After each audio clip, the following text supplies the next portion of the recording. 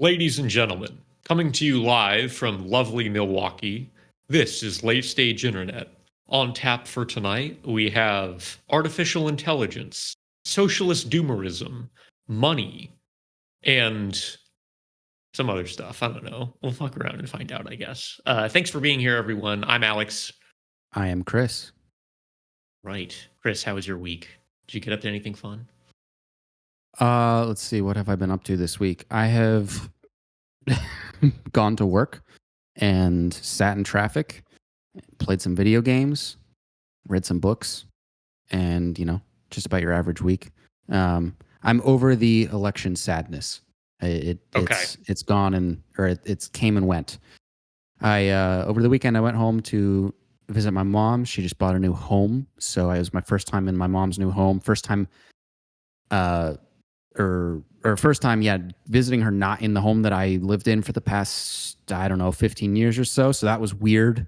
I didn't realize the last time I was at my home that I grew up in that it was my last time there, even though I kind of knew it was, but I didn't even realize. So anyways, weird experience. But it was nice. I'm happy with where my mom is. I like her new home. It's very open and spacious and lots of good natural lighting. So it'd be very good for content if my mom wanted to get into the content game. Dude, she should get into the content game. She could be an influencer, probably. Yeah, with all her free time as a middle manager at a Ivy League school. They give her a boatload of free time. So anyways, my week's been okie dokie. And there was a car accident on the drive home from work today, which is, as it's gotten darker out, is becoming a more and more frequently occurring thing. It's just turning my commute from 50 minutes into an hour and a half, which sucks. Go. So sounds awesome. Pretty based as per always. How has your week been? Fine. I don't know. Unremarkable. Nothing's ever there's nothing to remark upon, I don't think. No small moments. No small moments. Nothing simple but remarkable. I live for grandeur. This is true. You do not live for the small moment. Oh wait, no, that's not true. I went to a party that celebrated commemorated the wreck of the Edmund Fitzgerald, which is a great tragedy, and I think more Americans should be aware of it, even though I think the sailors might have been Canadian. Do you know anything? No.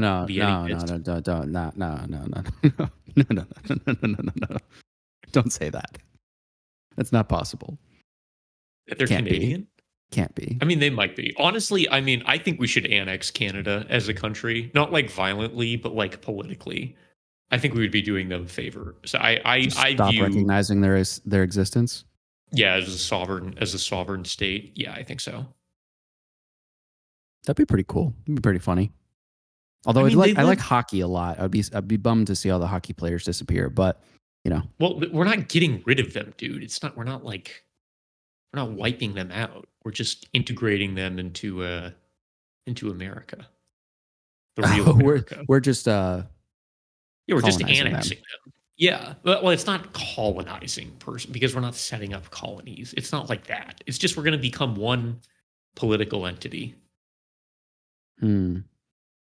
Yeah, I don't think many people would be interested in. Actually, that's not true. All the people who are dealing with 120-degree weather in the summer in Phoenix might have some interest in some cheaper homes up in Canada. Yeah, up in the north. So, yeah, we might do a little colonizing, just a little. Every time I hear a Canadian talk about their government, they sound just wildly, just totally over it. Every time I hear a Canadian talk about anything, they sound wildly, incredibly over it. True. Particularly the French Canadians. Oh, they can stay. They can be their own. I think we can let Quebec be its own thing. I am French Canadian, so I'm allowed to say this, but they've got their own thing going on. I am unfortunate. I'm 75% French Canadian. I love French Canadians. They're so terrible. Funny. Are you serious? They have such weird accents. Yeah, do I have a weird accent? Be so real with me right now. You don't sound because you don't have the French thing going. Can you speak any French? I mean, I learned French in high school. but none that you grew up with, or nothing in your No, family that no, was no, no, spoken around you. no, Yeah, you don't have no. the accent.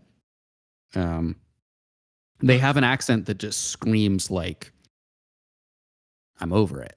Like that is the whole accent. It's just like, fuck this and fuck that and fuck everything and fuck your I don't mother. know, I don't think I would That's my characterize it that way at interpretation of all. everything I But it's hear. nice that you think that, yeah. Yeah. At least my experience with French Canadians is like 3 depressed kids who went to my private school and played hockey. So that colors my whole picture of what Yeah, that French seems like a Canada is. very, like, limited sample size, but I fuck with the vision. I fuck Yeah. with the vision. Fucks with the vision. Alright, so you're on your doomer arc. What's that about? You wanna talk about it? Yeah, well, as a result of the election, I definitely had another, and I'm probably not unique in this way. I go through, as much as I don't want to go through, I go through a more, in the months leading up to an election, I feel like in order to engage with the election, um, I have to convince myself that just Dems winning is good and a worthwhile fight. And so I get a little like liberal pilled leading into every election, Yeah, even many the such midterms. cases.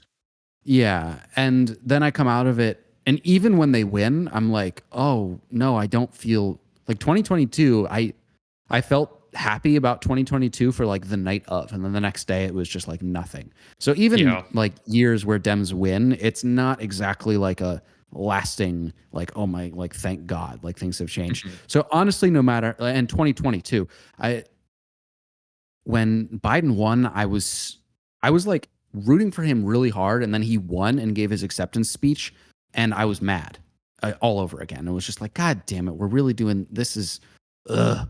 So I'm back to my reading books that didn't come from Amazon and maybe came from Haymarket. so, um, which gives you a good, nice little kick in the ass when you need it to get some motivation, but also just to get some good perspective on things. And it's really, I go through this phase, I think, of sort of excitement about like, okay, yes, I feel like I can fully be honest with myself and how I feel about things. And like, this speaks to me when I'm reading maybe a blog that comes from Jacobin as opposed to listening to like an MSNBC pundit. Like there's a level of just like therapeutic honesty that I feel in reading it where I'm like, yes, like, okay, this is right. And then there comes like the doomer, like the sensation of just complete and utter doom. And like the reminder that like, oh yeah, like climate change isn't just some like small little background thing that the market will probably correct on its own. And the whole shebang, you don't need me to go into the Mhm. whole shebang, but it creates this sensation in me of one that I have viewed my work and my own therapy as being a big project of, which is not spending too much time focusing on like how much better my life could be, and the sort of very Buddhist notion of like accepting the way things are. At least that's my interpretation of it. So yeah, I was feeling some big time. I went through the grief of the election all in this pin of like 8 days. The grief of the election to feeling pumped about like, okay, this is going to motivate people because it's going to suck really bad, and maybe we can get out there and spread the message of an actual socialist project or something. You know, maybe we have another 2016 Bernie moment where there's a real political opportunity to be excited about in some capacity. I don't know what it is.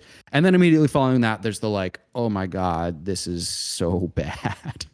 And it makes me want to just drink more beer and play more video games as opposed to doing more reading. And I get into this like, what good am I doing by reading about theory when I could be out striking? What good does striking do? Because most strikes, look at all the strikes that have happened and we're still here. That very sort of catastrophizing level of like, of feeling that like, okay, I'm not going to take action until I've got an idea as to how to fix the whole thing. So anyways, that's where I've been. And I've gotten a little bit out of it. I think your text message to me was really, actually, genuinely very helpful. I had asked you, like, how do you deal with the depression of focusing on how much better things can be? And you told me to inverse it and just to try and remember how depressing it would be if we genuinely, like, believed in our heart of hearts that this was as good as it could get. Yeah. And how much worse that would be. And I was like, yeah, you're right. I think suicide rates might be 10 times higher. Yeah. Maybe not, but Probably maybe not. I feel like most people are kind of like resigned to the status quo, like to some that's extent. that's pretty true. Maybe amongst Um, actually no, socialists wouldn't really exist if we all thought that this was as good as it would get. yeah, Anyways, we would all be like Francis Fukuyama in 1992 or whenever he published that book or his essay in like 89, where, or no, 91, no, it was after the fall of the Soviet Union, where he was like, this is as good as it gets, folks. Like, liberal capitalism is the end of history, mhm, which is we evidently did not the it, folks. case. Like, we beat communism, we beat fascism. This is it. This is Um, it. this is it. And isn't that just like the most depressing reality? Is like we're just going to continue existing in this kind of like political milieu forever? Like in 100 years, people are still going to be going to office jobs, and maybe technology will be better, but like, you know, work 8 hours. And now, to be fair to him, kind of the model of quote neoliberalism that he pointed to was like some Northern European country. So like not the most neoliberal in the modern understanding of that word. But Yeah, yeah, I don't know. It's still depressing to me is that there's no kind of like horizon to look out on. Um, which I think yeah, like from a Marxist perspective, it's kind of like mixed feelings on this because at once Marx and the Marxist project, and basically every kind of modern left project that takes any kind of inspiration from Marx is kind of like anti-utopian. Um, whether or not they characterize themselves as quote scientific socialism, like maybe they do, maybe they don't. But there's not too many people talking about like how there's going to be like, I don't know what Fourier was on about. It was like lemonade seas, and there's going to be like 18 planets and all this shit. When we finally do so, he's like a utopian socialist in like hmm the early 1800s. Um, and so I think there's a lot of like trying to avoid that. And I think the modern kind of incarnation of the utopian ideal is like the people who are like, technology will save us from everything. Um, and obviously, we don't want to be like those people because they're frankly unreasonable. They're not critical. They don't think very hard about stuff, and yeah, it's not a good vibe. hmm But at the yeah, same time, it's like we have to posit something, kind of, yes, or like we have to envision that something can be better somehow. Which, if it's not a positing of something, it's like a moving to posit something. Because like without that, I have no issue with critique. I think critique is important. Something determinate negation, uh, the engine of history or something. But yeah, I don't think you can sell people with just critique. no, yeah. I think you very much need both things, and I find it very on a day to day basis to be um, something that keeps me very engaged is understanding how bad things are, and it's something that's very Mhm. validating that like it's not my fault. It's not really any of our fault. Like this just there's a lot of problems that are embedded in the system that are spoken to us or communicated to us as if they're individual problems. Um, that are not. And so I find that to be very therapeutic in terms of that sense, and also enraging when just looking at how bad things are. But the times that I'm moved the most to action, and you can't get this level of energy every day, and I understand that, but are when I have moments of what I think would be characterized as sort of like utopian based imagination, of thinking about Mhm. how much better things could be. And when someone describes something in such a way that feels real to me, and encapsulates just how much better things could be without even living in like a sci-fi fantasy world. Um, and I think it's fair to say that, and maybe some people would be mad at me, but like it's so foreign, the idea of people who do work on a day-to-day basis being like just the relatively simple concept of like workers owning the place that they work at, Mhm. um I the difference it would make I genuinely believe is like it relative to other things that we have thrown at us, which are of course great, but like the Green New Deal, raising the minimum wage to whatever the number is nowadays, all these leftist policies that are thrown at us, like they're all great, but none of them give me the bone chilling, like bring me to tears than when someone really describes like what it would be Workplace like to be in, democracy, yeah, baby. workplace democracy. Like it sounds like Yeah. a utopian world. It's so different from our own. And of course, we're going to get most of our predictions wrong in talking about what that world would be like, but I'm not so concerned with that. And I think it's I think it's a way, it's an potentially an underutilized thing in terms of getting people who are not already interested in learning more about the movement interested. Hmm. Yeah. So that's my take. And that's where I'm at with that. Because I think we Yeah. should do some more utopia stuff. Okay, well, first of all, I mean, like, I will have to kill you during the revolution for being a utopian socialist, rather than a, a true historical materialist. But that's fine. Um, Walk me through why is it so hated? why is it so? I'm mostly mean. I mean, I think it's kind of well, it's hated for a number of reasons. Number one is that like you kind of when you go like super pie in the sky with this kind of stuff, it's like how does this actually like tie back down to earth? And so you can kind of end up in like weird thought experiments and places that have ultimately like kind of no impact on material reality. Um, and I mean, second is just like the whole sort of Marxist critical method um, generally is premised on negation, right? Yeah. So um, this would be sort of outside of that in a way, but it's sort of like it's a psychological bootstrapping in a sense to get people to envision something better. So it's outside of that, but I think it's like I think it's valid. Uh, maybe not though. Maybe someone will tell me why I'm actually stupid and why even daring to imagine um, positive changes is actually a terrible thing. Yeah. Like I can very much understand why it should be separated from the academic approach that Marx Hmm. himself was trying to take. So that makes perfect sense to me. But in terms of the way we communicate with each other, I think it's a crucial part of the human experience to imagine other things. So I don't know. I think that this sort of logic of like don't interact, like only interact with the way the world is, because that's the once you get a little too pie in the sky, then we're getting too far removed from the possibility of change. Is Hmm. is sort of playing by the rules of the game in a way, um, where it's trying to, in many ways, stop us from thinking about how much better things could be. And so I do Hmm. think it's an important.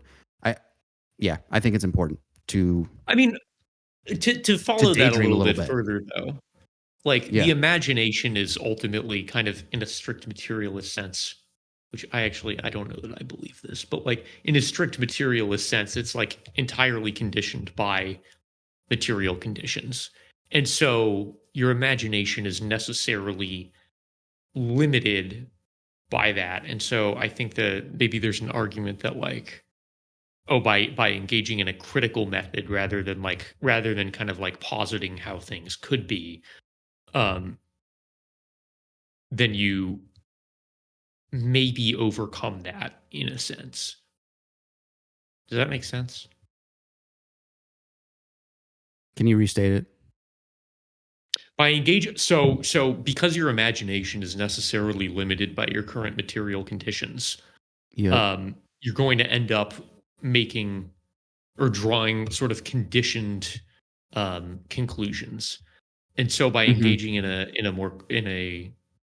a negative or a critical process, um, you're able to at least partially overcome that, or not to overcome your material conditions, but to perhaps like draw more valuable conclusions or say more valuable things than strictly just sort of positing things, which are preconditioned by whatever Hmm. your sort of material reality is. I don't know how much I buy that though. I mean, I don't know. I don't know what my resistance to that is because it sounds pretty correct. Yeah.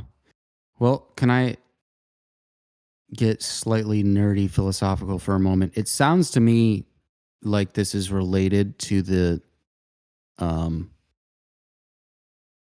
the sort of epistemological problem of like just I don't want to go too far down the rabbit hole because I No, no, that's it's not where I okay. want Go the ahead. conversation to go. But there's um in the 20th century there was I'm blanking on the name of the movement. Someone will know. But the idea was basically just like is sort of Sam heresy that like the only truth is scientific truth, like anything only things that we can determine through um, It's just logical positivism. study. Yeah, yes, logical positivism. Okay. Um, and so it said that nothing else can be true. And I think there's you could go in all sorts of directions with this, but one of the issues that one of my professors at school talked about was this problem of like um talking about truth as this like black and white, like hard yes or no, it's true or it's not way of engaging with the world, which is like like in a scientific sense is obviously important.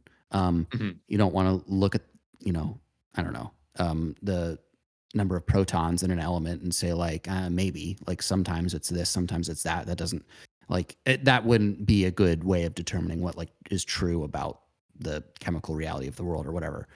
But in terms of the human experiential side of things, it's very demeaning and dehumanizing to talk about like our experiential truths as like not being true. And so if I were to Mhm. like this, it kind of gets into the Hobbes thing too of like you can't get an ought from an is. Like if I were to give you a bunch of descriptions of events that transpire in a movie, you can't really in a scientific way, you can't determine that you should or should not go and see the movie. Do you Mhm. know what I mean? Yeah. But in a very human way, you can. Yeah. In a very true human way, you can determine whether or not you should go or not see the movie. And I think that this is a similar problem, um, where what Marx is trying to do is much more scientific, and I think that that's important. I'm certainly not for the eradication of chemistry, but it gets into the point that that's just not the entire encapsulation of like the human experience, and that other things are not like secondary or lesser truths. They're just different kinds. So Yeah. that's I think that's maybe where I'm at with that. Is that the utopian stuff is not maybe it's not measurable, so we want to steer clear of it in terms of like analysis. But when we're out with friends drinking beers and like talking about what to do. I think it would be silly if someone interrupt the conversation to talk about an idea they had of how much better things could be, or like at bare minimum, it's just like how nice would it be if this bad thing didn't exist? And we were like, you're restricted by the material reality of the world around you. How dare you have that imaginative thought? How dare you posit anything, really? Yeah, How naive and stupid of you. You're such a moron, dude. You should only. But then it's like isn't negation sort of necessarily like a positing? So I don't know. Maybe this was all for maybe this conversation just got us nowhere. yeah, it's all circular in the end, baby. That's the conclusion of everything. Don't worry Mhm. about Yeah, it. it's all circles. It's all circles. It's all Um, circles.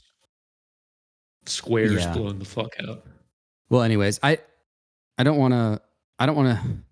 I'm almost less concerned with the question of like whether or not it's. I here's what I'm concerned with. Like, should we, as people who are interested in getting more people to potentially pick up a copy of Capital and give it a read and watch a David Harvey lecture, are we misusing our time by trying to present um, utopian versions of different different realities from our own.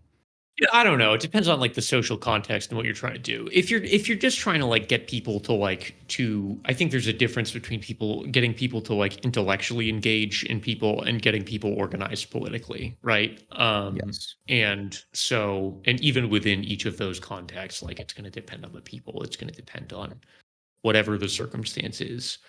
Um, so I don't know, but I think to just like throw it out wholesale is kind of stupid. It's just really a false dichotomy, and it's a circle. It was always a circle the whole time.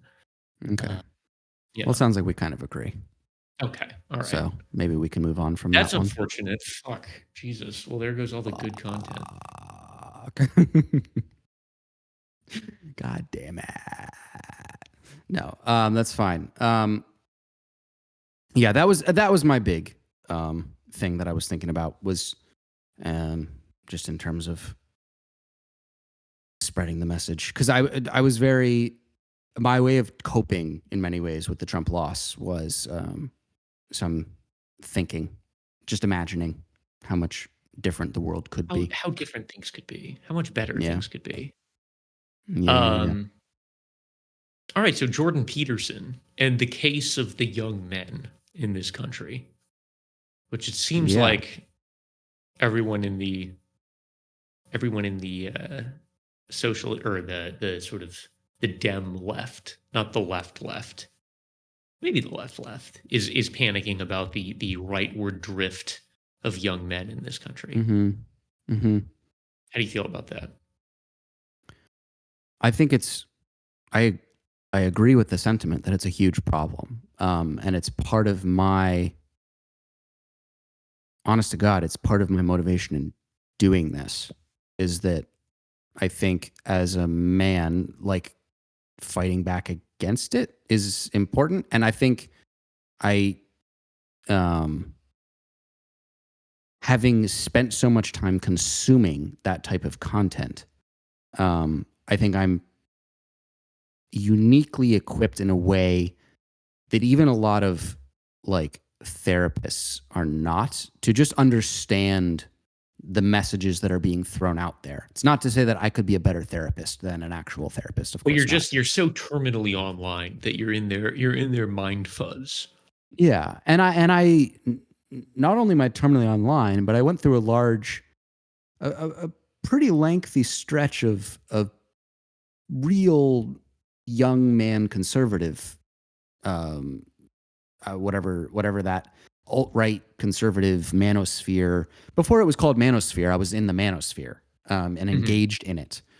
And so I know what it's like to go on the arc from being a Bernie supporter in 2016 to being so upset with Hillary that I transitioned into like, okay, well, maybe Trump's kind of epic and like wokeness is killing America and is actually the biggest problem in the world.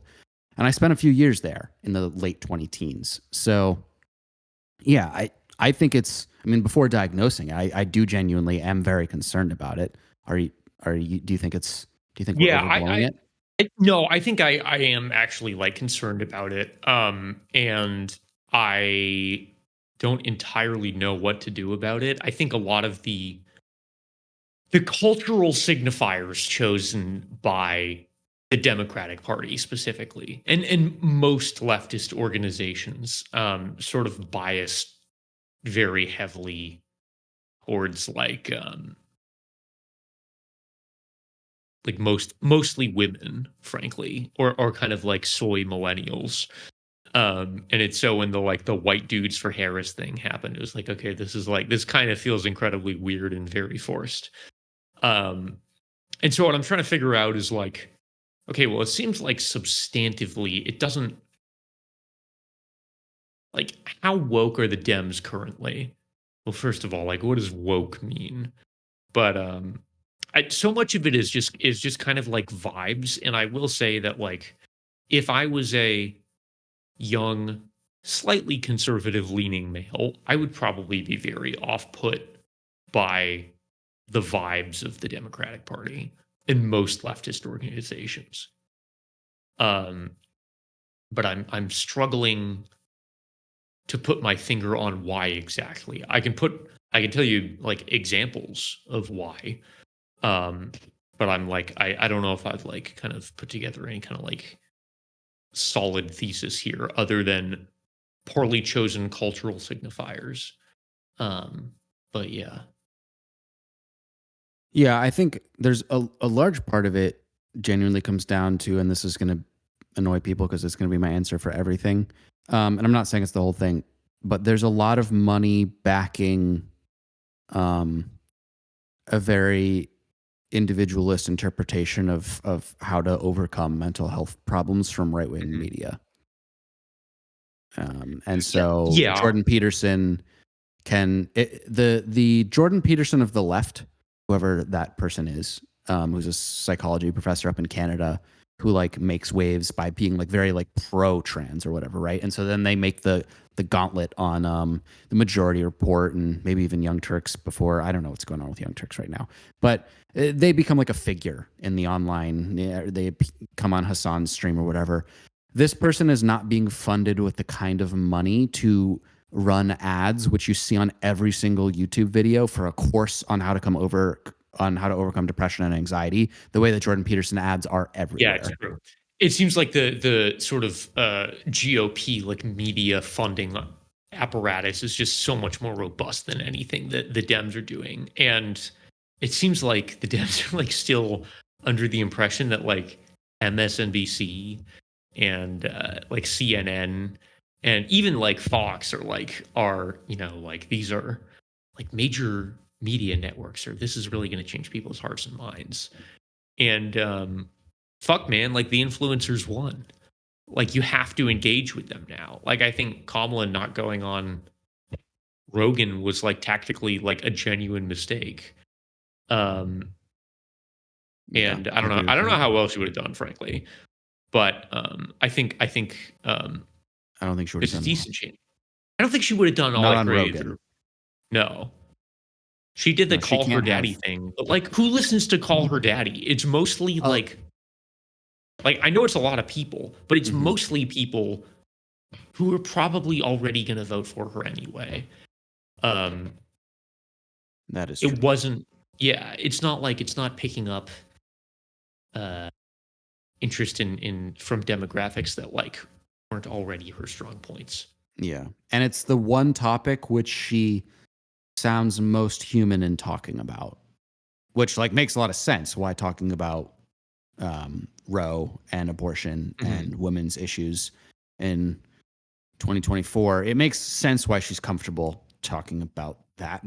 Uh, Yeah, certainly, and and going on a podcast where it's like actually like you're not like being forced to talk about it. Like it's a huge podcast full of women who are genuinely interested in this topic. I think mhm. frees up Kamala to be a little bit more human.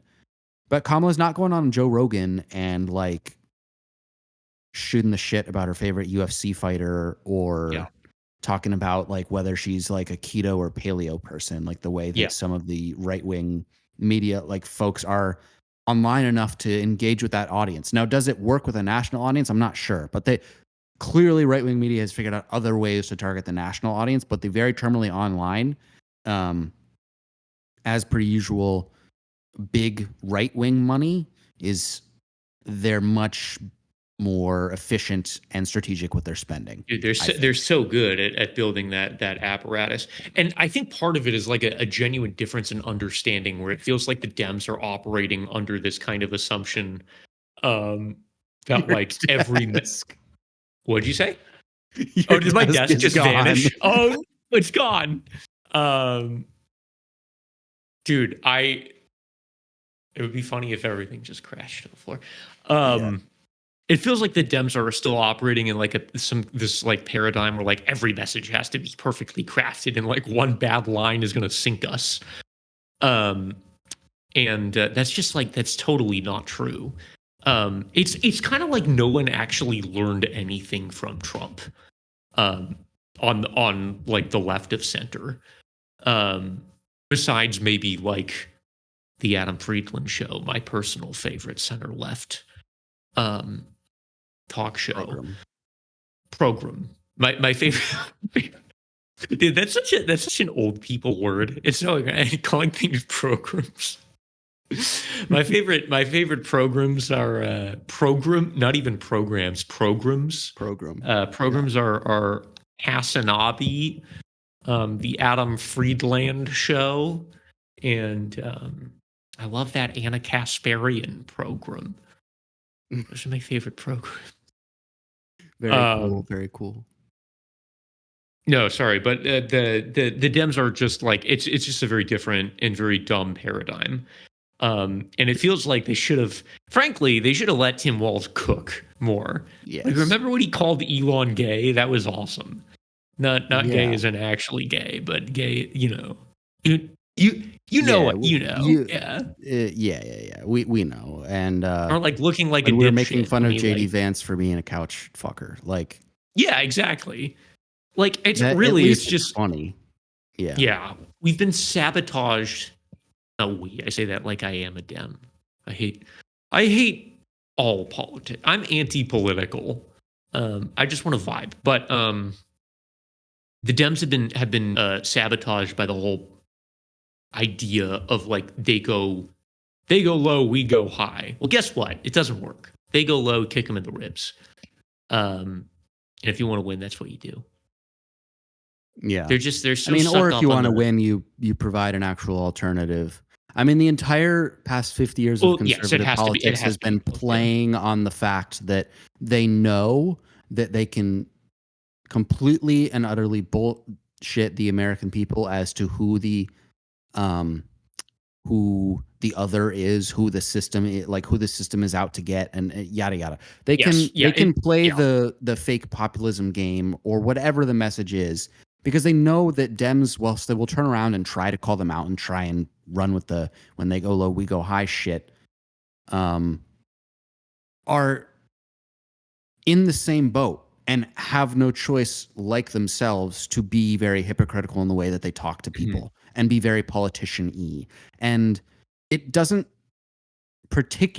come straight to people's minds, but like Dems will run on climate change because the numbers play better for them, right? That they're the party that takes environment seriously. So they'll, in pockets of the country where people are concerned about the climate, maybe they'll run ads talking about how bad the Republican is on climate change. And then Joe Biden comes up on stage and talks and boasts of it being of his 4 years in office being the most oil that we've ever produced as a country. So and I don't think that like it's that kind of thing over and over and over again where we don't pick up on each instance of it, but they're still just as fake. And it's an incoherent platform, and so I mean that's a problem. Obviously, kind of like this was an election where people are fed up at the establishment at large, and to kind of come back swinging, you have to have like a big vision, be anti-establishment in some kind of way, and the Dems just didn't do that like at all. I mean, there's an argument underlying all of this, which is just like inflation cooked everything, and in like every major economy where there was inflation, which was all of them, the incumbent party was voted out. So like maybe the Dems were just fucked from the beginning, but it is kind of like it's more interesting to say like what went wrong. Well, I think what has gone wrong though is kind of like the seeding of cultural signifiers of specifically mostly working class white people entirely to the Republicans. Biden can be like the most, and this is like there's a number of like labor organizers who have said this, but like the most pro-labor president since FDR is like something that's been like thrown out there. That can be true, but on a policy perspective, but people have to like see it and be able to like picture it. And without that, it's just kind of like it kind of falls flat. So yeah. And they need the policy, absolutely. There needs to be better policy, but they also needs to be genuine, for lack of a better word, vibes of being the kind of person who empathizes with and is just as mad as working class people are. And like, yes, there needs to be the vibes of someone who's just like, this sucks. This system is broken. I don't give a goddamn shit And then about actually have small like an idea to change, change it. Yeah. and like we need big. We need But that would make and them a fundamentally different party, and so they're kind of in yes, just like the neoliberal bind. Like maybe they're just fucked. I mean, they can't do this. they're in a bind where I think that not entirely, but when it comes to behind the scenes, billionaires, lobbyists, Republican politicians, et cetera, that whole crowd of people, you imagine the kind of person who's in a meeting talking about like greater, like long-term 10-year, 20-year Republican strategy. Mhm.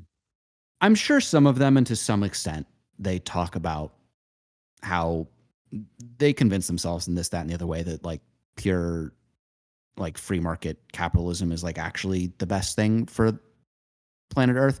But I think that there's more of an acceptance and more of a recognition of like we are the we are the party of the business class, and that is our primary interest is business and the economy, and like we are here for it, and we're not shy about it. And I think one of the problems that Dems run into is that in I have no way of knowing this or of confirming this, but I believe that the equivalent behind the scenes Dems people, whoever they are sitting up there giving the same speeches you and I are about how important the work they're doing is and how they're here to save the planet and how they're the good guys, they're the superheroes, and that this is like as good, like we are the political force for good. Well, I think you've And so they're misidentified the so problem. Like, lost.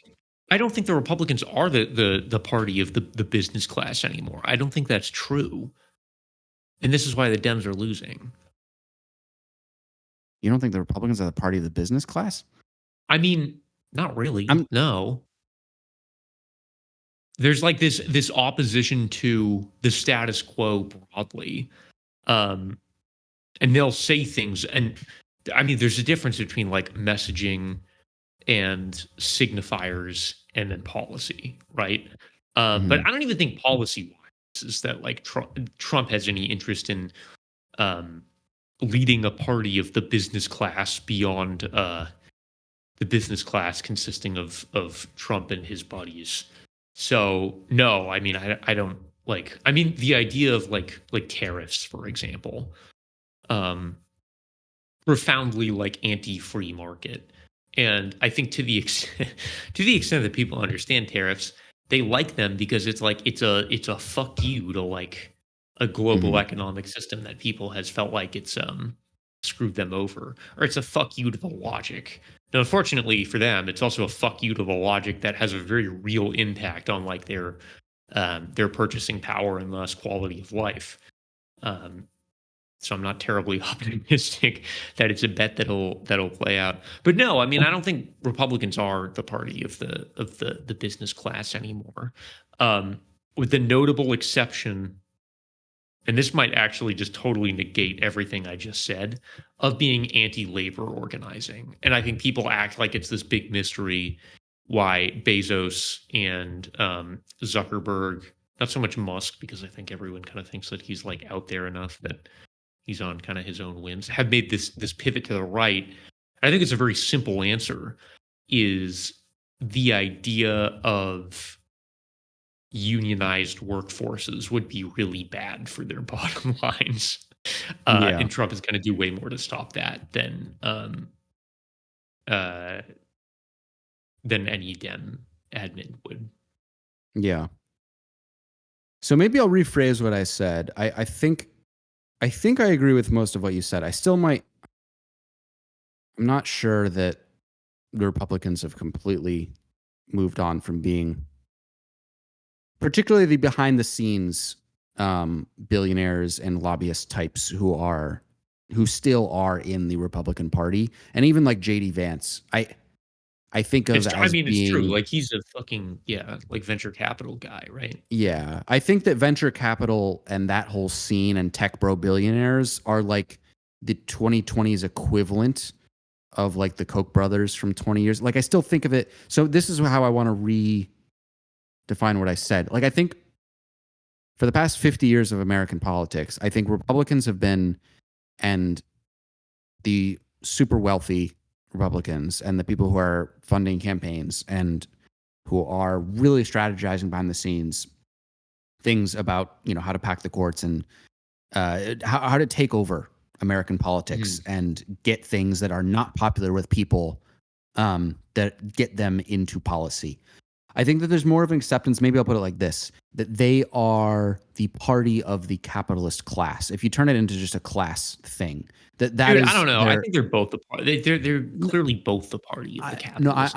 yes, no, 100%. Let me Okay, finish this go on. point. That Sorry. there is my point is that there is an acceptance from within them, and there is a pride within their party that this is who we are, and that there is a feeling of sort of like, if we don't watch out, like the hippie commies are gonna win. And so there is this sort of like moral, like, we have to go to war for the capitalist class to keep us alive and to keep us growing, because it is only with our growth that everyone else prospers, right? And I think that Dems, um, I genuinely believe that behind the scenes there is more of a there are more Democrats who are, um, envision themselves maybe not as being the party of the working class, but as being the party of like they think that they're responding to the party that represents the uber wealthy and the uber rich by being sort of like the opposition to it. And now you and I will both agree that they're not actually in reality in opposition to it. But I think that there's more convincing themselves that they are and that they represent something different. Now, of course, in reality, they don't, and you just Yeah, look I at how mean, much I money guess Kamala so. Like, raised.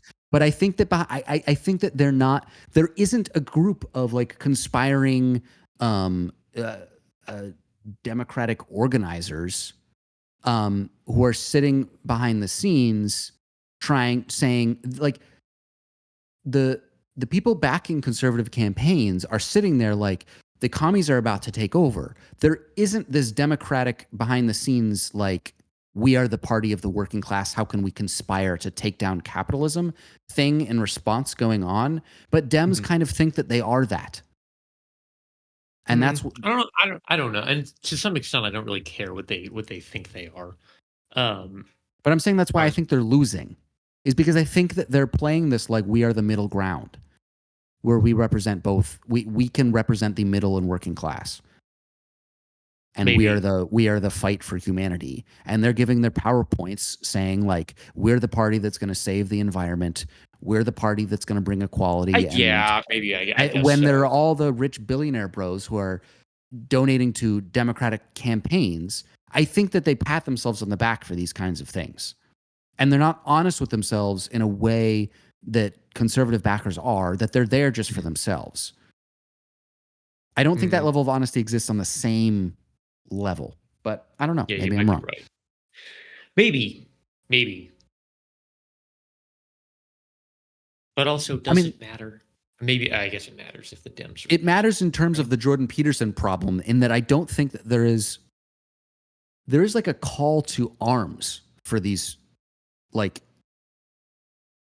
Elon Musk being an example of this. Like, I need to Mhm. go to war to save. Like, Elon Musk is very concerned about like whether capitalism is gonna survive, and he Yeah, he is wouldn't like, frame it that way, but yes, probably, yeah. Or rather, I'm not even his sure position. he wouldn't frame it that way. Well, he frames it more as like he's fighting against like the woke mind virus. Um, But he talks about things like he's like, my biggest concern is population. Like, I'm not sure we have oh, enough that's labor true. force. Yeah, no, maybe you're Like, right. Yeah, yeah. The labor uh, supply is yeah, declining. like the labor supply declining is like the number one threat to humanity. Like, is it the number one threat to humanity, or is it the number one threat to your bottom line? Because like all of a sudden, like you have to pay people more because labor is a more scarce resource. Yeah, I guess that's a good point. But those kind of people who are in that mind, like where socialists are, right, in terms of, or imagine like someone, the what's the name of I don't know why you know her name, but the woman who just got a 2-year jail sentence for throwing soup or whatever it was on the famous painting as an environmental protest. You know what I I'm don't talking about? know. I don't know. Yeah, I'm On aware of the event. Van Yeah. Gogh or whatever. She like threw some Go. soup or Yeah. some paint on a Van Gogh painting and got 2 years in jail. as environmental protests. Like the people who are motivated to that level, I think that there are the billionaire class on the Republican side. It's not to say that they're not on the Democratic side either, but I feel like there is this, like, we are going to, it's like the Crusades. It's the same thing. It's like, we've got to, and it takes that level of intensity to take over and to fund someone like Jordan Peterson and to make sure we're on top of it. And I don't think that the left is not as, I guess so, because not the ultimately actual it is left, but all like the Dem focused as left like, is not as, they're like, the Dem left is most fine with the status quo. well, Like yeah, the for sure. the I mean, they, DNC, more so than the RNC, is most okay with things just continuing the way roughly they are. yeah, that's probably true. I think Um, so. yeah, no, I think you're right about that. I think they've focused their energy on like Trump, God, Trump and Trump specifically being a really big problem, um, and kind of like this idea of Trumpism, which is kind of like a cultural force that ultimately surrounds one guy. I think in a lot of their conceptions, Yeah. um, it's like, yeah, it's like they may frame it as like, yes, we're racist, yes, we're sexist, like whatever, etc. But it's all kind of like channeled through Trump and his sycophants, whereas kind of like the conservatives recognize that they're up against like a cultural force here, not Mhm. just like, it's not just fucking Nancy Pelosi, it's not just AOC, it's wokeness, Yeah. um, or however you want to frame it. Yeah, and I mean, to some extent they're right. If there was a more developed sort of class consciousness, um, then yeah, their way of life would be threatened. Yeah. So, anyways, what do you think the, unless you have more to say, what do you think is the answer to Jordan Peterson? How do we solve him? I don't. Peterson specifically. Or just Um, that phenomenon I of young don't. right of young men moving far right. Part of it is we have to take this problem seriously. The left broadly has to take this problem seriously. Part of me wants to just be like, yeah, well, it's ultimately like this is born out of economic discontent. Um, and like if they had higher wages, more purchasing power, and economic self determination, then ultimately kind of like all of this. I think first of all, I'll say that like that Peterson, um, even Daily Wire Peter, because there's kind of like two eras of Peterson, right? There's Peterson before the benzos and before working for Daily Wire and before the forced coma, uh, like kind of like 2016 to like I don't know 2019 or something. Um, and that guy, I disagree with his cultural assessments about stuff, but I think he had a lot of good point. He seemed sharper and seemed with it, but now he's just I don't know where he's at now. Um, Post Daily Wire. There's a guy on YouTube who's like the self-proclaimed like biggest Jordan Peterson stan, and he makes this distinction between pre and post Daily Wire Peterson, and I think he's right to do so. Um, and so maybe the solution to Jordan Peterson is sort of like a recapitulation, um, of pre Daily Wire Jordan Peterson. Um, but yeah, sorry. Coming back to my economic argument, I don't I don't know that that's the whole story. It's tempting to believe in some kind of way that like, oh, if we just like fixed all that, then all these problems would just go away. But maybe that's not true. I don't know, and I don't know that there's any way of kind of testing that assertion either. Yeah. I mean, all we can control is dumb podcast statement, but all we can control is what we can control, right? So Mhm. there are, in theory, not that it's realistic, of course, but more economic mobility and access to jobs, or Mhm. more access to education, less debt, all the sort of basic stuff that young people struggle with would help this problem, probably, at least to some extent. How much it would help, I guess, yeah, we would have to wait and see. Um, but it's still worth noting, of course, that every time we talk about any issue related to this, that um, we are young people today are really particular. I mean, obviously, people who grow up in poverty and who grow up in working class families, like there's a level of instability and toughness to that someone like myself can never Yeah. understand.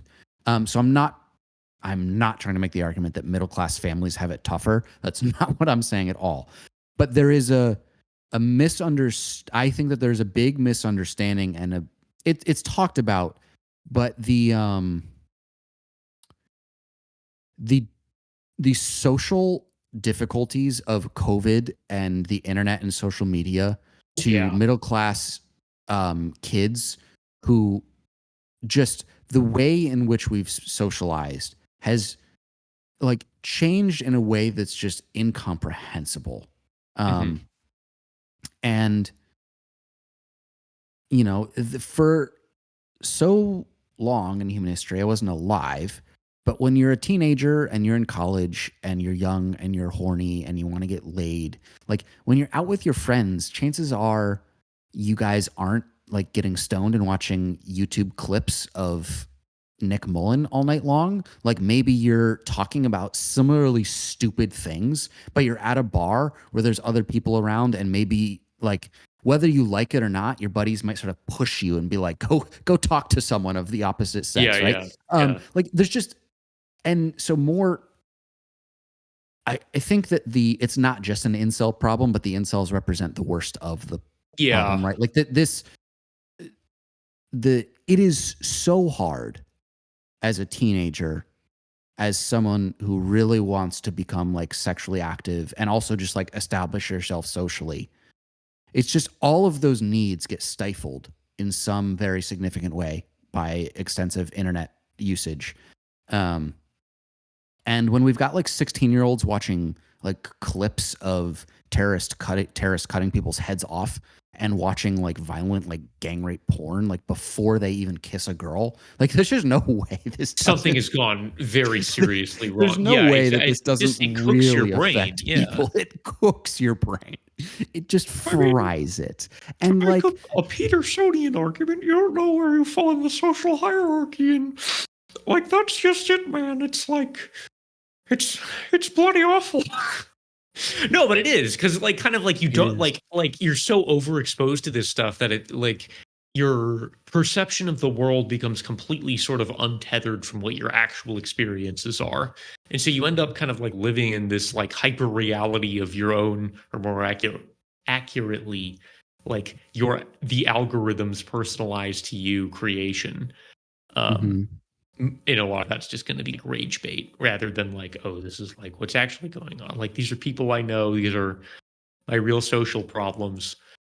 Um, yeah. Yeah. I spent some time this week. I watched one of those like manosphere podcasts because it's like genuinely like what is the point of this?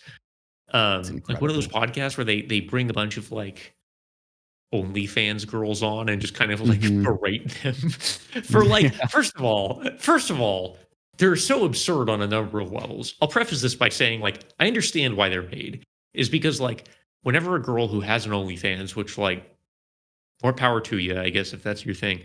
If you're a girl who has like an OnlyFans and you go on those, like apparently someone did the math and their subscriptions increased by like 300% after making an appearance on one of those dumb fuck podcasts. And obviously the dudes who run it make money. So like Yeah. everyone's making money. Like that's literally why it's happening. But like why do people watch it? I mean, first of all, they're 4 hours long. It's just absurd. And they talk about nothing.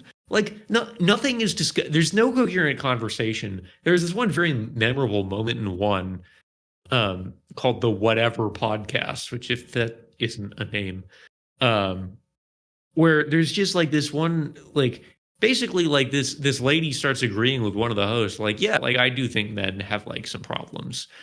Um, and she kind of like goes on for a bit like that. And then one of the hosts is just like, Okay, but you're just kind of like you're just rambling and you're not like saying anything, and you're just like, can you just like actually just make a point? And it's like, dude, she's agreeing with at least some of your perspective, but like you have to stir up the controversy because that's how this whole fucking thing works.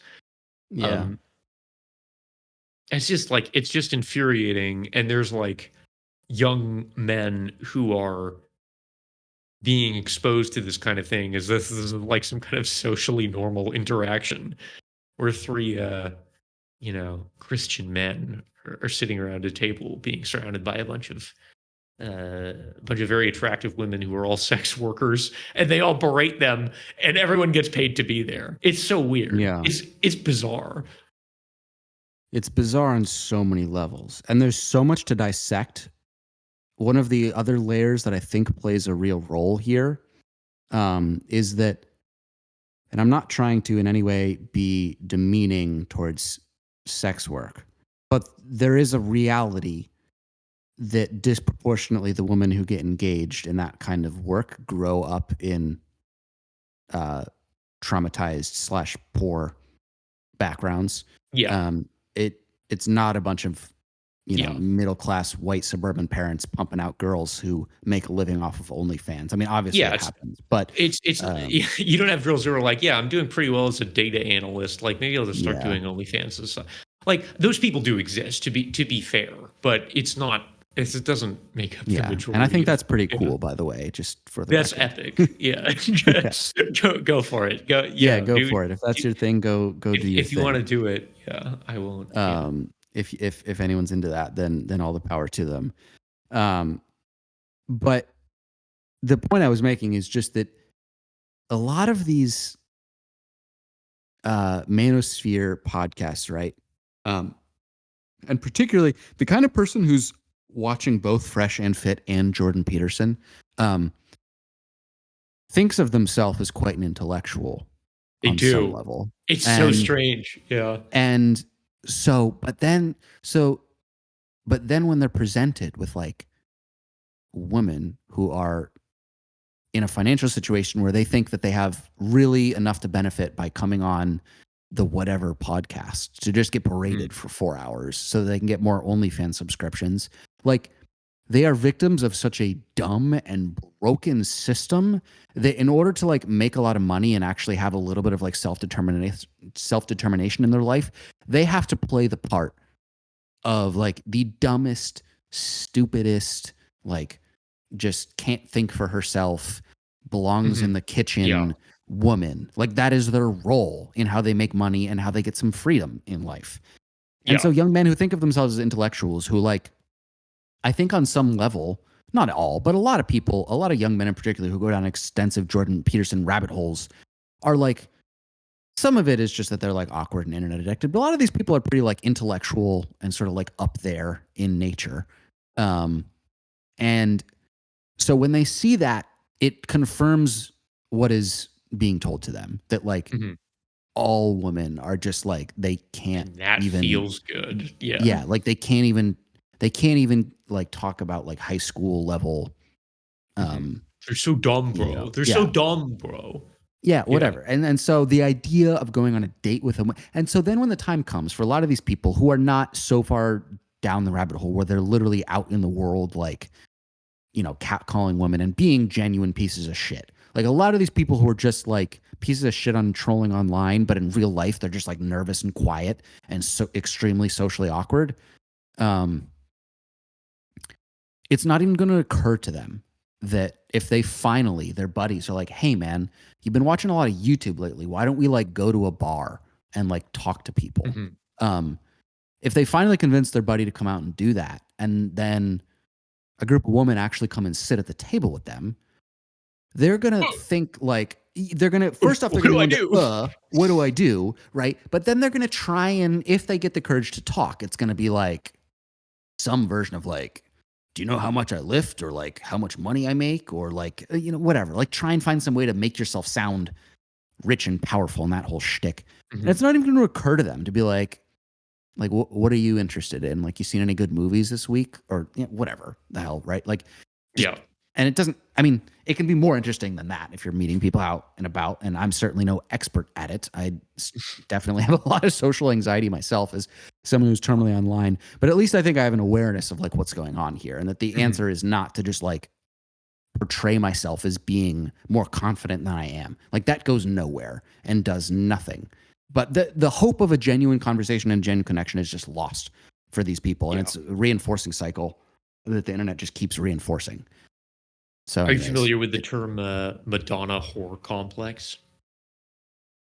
I've heard it, but I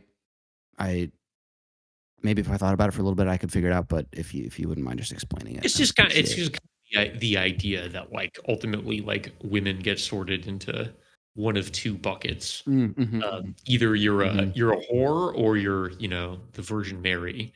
Yes, blessed and exactly. holy and chaste, the Madonna. Yeah. And there's no in between, and there's no kind of like duplicity. I'm probably like radically oversimplifying, and yeah. So, but ultimately, it's like we've kind of like, thanks to these Manosphere podcasts, we've eradicated even the possibility that someone could be a Madonna, and so we're just left with the whore who you have to despise to really to assert how intellectual and ultimately like morally good you are. Yeah. And to like return to real masculinity or whatever. Yeah. Yeah, it's sad. It's really sad. And the idea that there's as wide of a spectrum in terms of interests and personality amongst women as there is amongst men is like crazy talk. But it's one of those things where if you can really convince someone of that, it's actually one of the most like exciting things to discover. Like if someone's been lost in the manosphere and then they actually get to the point where they're like, oh my God, they're all so different. They're each their own person. I could go on a date with this person and maybe connect with them on this. And like maybe another person will connect on that. Like it's like, whoa. Holy shit. Yeah. Like what a concept. But yeah, have, like, I mean, YouTube addiction themselves, and like they have their own problems and like other shit that's not just about like their sex lives or their dating or whatever. It's like cool. Like, yeah, you can talk to them about other things. But getting that message out there is a little harder. Because I think the other thing I wanted to say just real quick is I think a lot of people who are terminally watching Jordan Peterson and Manosphere podcasts have a little bit of the depresso. And do you agree with that? Oh yeah, for sure. Yeah. So one of what is one of the things that if you go get some what's that common version of therapy called? Cognitive behavioral therapy. CBT. One of the ways that they teach you that the depressed person thinks that the quote unquote normal person doesn't is black and white thinking, right? Like there's this, like it's either this or that. It has to be one or the other. Like this is a symptom of depressed thinking. Are you familiar with this? Yes. Yeah. But that's what the Manosphere podcasts portray the world as.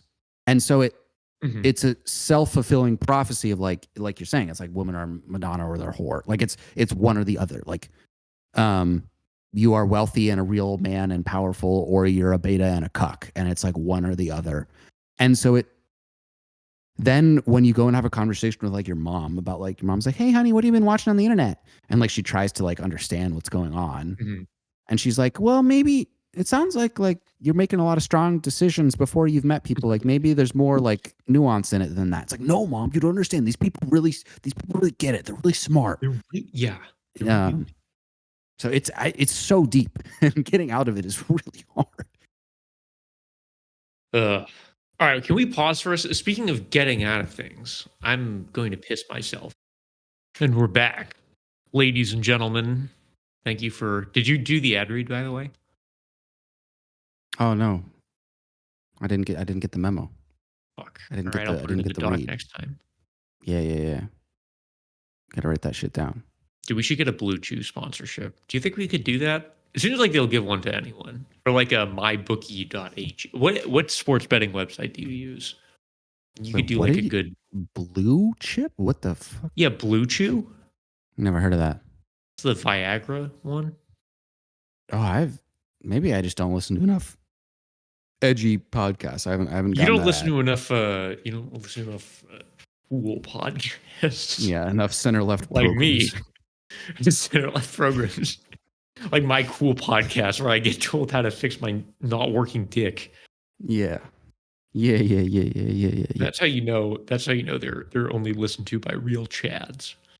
No, the sports betting ones are brutal because the fuck, it's like a minute of like, if you have a gambling problem in Colorado, call 1-800-GAMBLER. In Nevada, reach out to this for a problem. And then in all the 18 years or older in this state, no. I'm No. here for listener retention, bro. I'm not trying to lose everyone to the ad read. I love how every podcast app has just put the skip 30 seconds button and then you just click it like 3 to 5 times and just blow past all the ads. Yeah. My regular podcast that I listen to, I know how long their ad reads are, so I know how many times I have to hit the skip button in my car. Yep. Yes. Yeah. Do you think there's going to be some kind of like that bubble's going to burst, right? When the well, I guess they would already know from like click through rates and like people using, but what I'm saying is that like if the advertisers figured out that like everyone skips the ads, I think they would they know, but they must. And I know, think that they must at this point. I wouldn't be shocked if they're demanding that podcasts give metrics about their skip through rate on ads, so that they can get numbers as to how many people they think are listening to the ad. I don't even. It's been a few years since I've worked in this kind of thing, but like I didn't have access to those kinds of metrics. Like I couldn't see when people skipped through individual parts. Really? On their podcast player. That might not be the case anymore. It might be like way more robust. So yeah, I mean, you obviously can on YouTube, but obviously YouTube's a different way of consuming a podcast. Yeah, YouTube's different. Yeah. Yeah, I don't know. Maybe they can't see it yet, and maybe that's good. But I mean, clearly the advertising works. And at the end of the day, if all you hear is 5 seconds of the name at the beginning of each ad read before you start clicking skip, it still is like just as effective, in my opinion. I listen to a bunch of sports podcasts that are sponsored by SeatGeek, and I hate it. I hate the ad read. I despise it. But I instinctively, when I think of tickets, think of SeatGeek. Think of SeatGeek. See, it worked. Yeah. It 100% works. And particularly if it's an ad for something that I don't want or don't need, but then at some point in the future, I'm like, oh, maybe I should like figure that out. That's how they get you. Yeah. That's the one that always gets me. Is I'm like, oh, I don't want to like Google like which one's good and which one isn't. Like, let me just go to the one that's doing the ad. Yeah. This is the future. It's going to be like hyper. It's going to be like if you need roofing supplies, contact AJ Butler and Sons. It's just like because and if we said that every week, then if one person has to buy a roof and those people paid us like pennies on the dollar for a low enough price, I mean, fuck. Yeah. No, I'd do it. I'd do it for a penny on the dollar. For a penny. Money. For mere penny. If they mailed me pennies, yeah, that would be great. I am the most capitalist socialist there's ever been. Oh, Hassan. No, that's Hassan wins that. Hassan wins that debate. I'm just playing. Hassan. No. Yeah, Hassan's a great socialist. I mean it, but I don't mean it as an offensive thing. That's my. Well, I mean, if Hegel taught us anything, you have to go through capitalism. You have to. It's a sublation of capitalism. Yeah. It's not to get to communism. So really, like, you just be as capitalist as you possibly can. The contradictions will emerge, and then they birth something new, or at least create the potentiality to birth something new. Which is why I will take any sponsorship for anything ever. Yeah. I'll take an NRA read. It's an NRA read based. No, it's cool. I think we're pro gun. We're pro gun over here. Yeah, when are they going to start? When is the NRA going to get enough political power to lower the gun owning age so that we can start to combat school shooters by arming our teenagers? Arming kindergartners. Yeah. Dude, I mean, what's that? Yeah. Or like, how far are we from like? like schools have like some schools have like one period a week or whatever you've got to do. At least my private school did. I'm not sure my public one did, but like one period a week I had to do some like I had to like help. Um, Hmm. like once trimester we had trimesters, which ugh.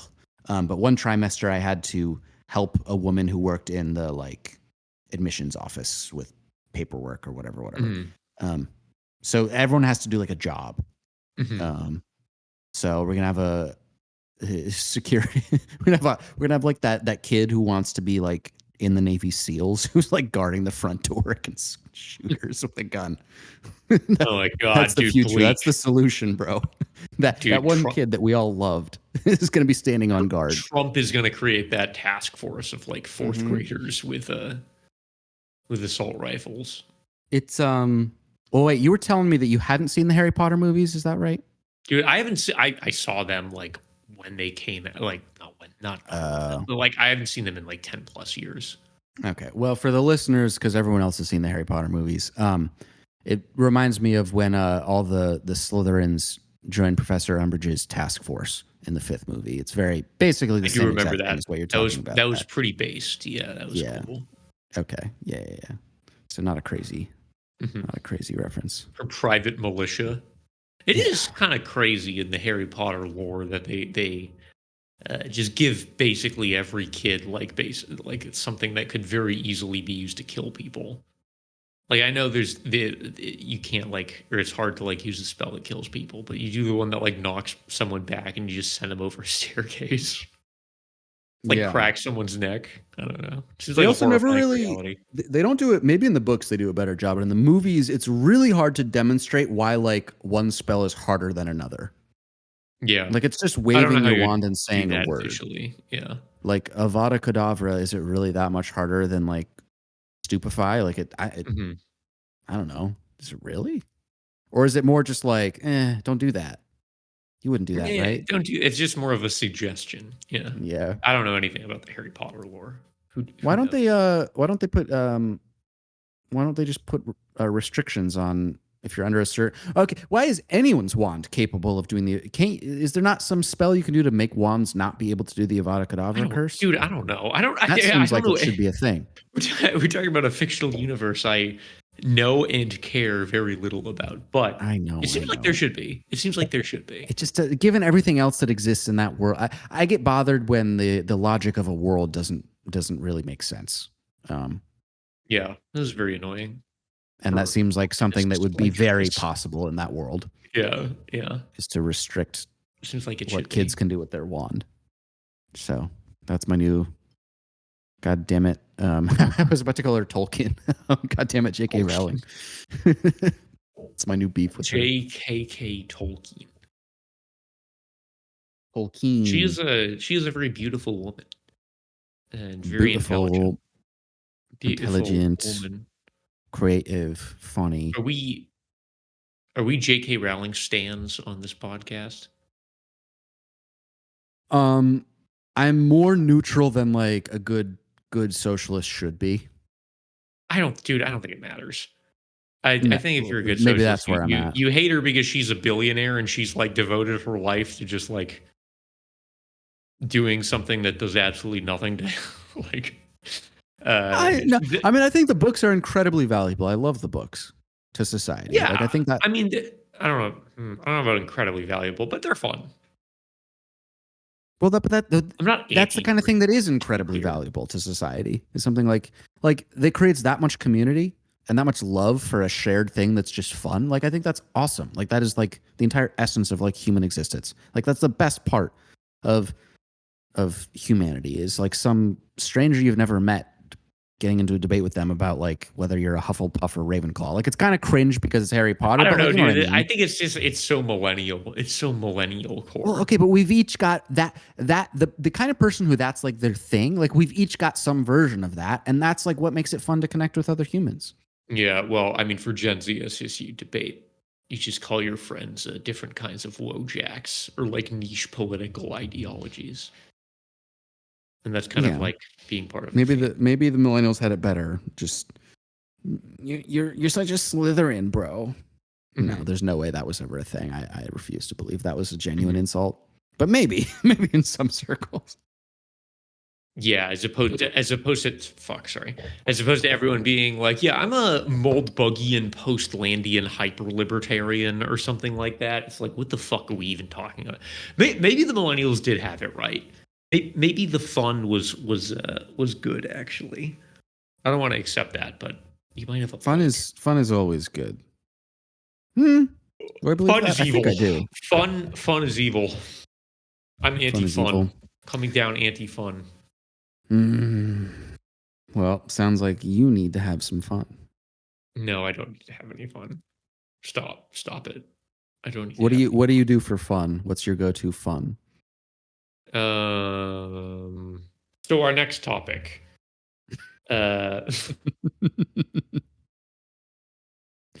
You want to talk about AI real quick, or is that a next pod? How are you feeling energy wise? That might be a next pod thing. I don't know. Maybe Maybe a little too in depth. Talking about stupid bullshit. Yeah, you're into some stupid bullshit. I don't know. Was the Jordan Peterson thing what you meant by the 4chanification of culture? No, this is a different thing that I think I need to like write something on this. Oh, okay. But I think there's like an argument here about like every kind of mostly right wing, like reactionary thing. And this is not a new idea to me, but it's like, because I kind of like, I don't want to say I grew up on 4chan, but I spent a decent amount of time on 4chan. Mostly the boards that weren't too big. Do you know much about 4chan? No, I've only been on the website one time. You know, when people said like, what was the line about 4chan? Like, what was the line? Like you can't go on it, or so, what was the line about 4chan? I don't know. It's like it's really terrible. I don't know. No, but there was some like it was like a Fight Club line, like what happens on 4chan doesn't leave 4chan kind of thing. Like yeah, I mean you don't talk about it, or at least you didn't. Yeah, but now all of culture is just like it's so normalized. Well, anyways, like I was like scared of going on it because of that propaganda. I never went on it. I was like, I don't know, not propaganda, but that whatever the message was. Well, so I think anyway, as soon as the first time I went on 4chan was hungover a year and a half ago on your brother's couch in yes Massachusetts. Yeah. That was the first time I ever went on it, and I was like, oh god, this is not, I can't do this would be bad for me.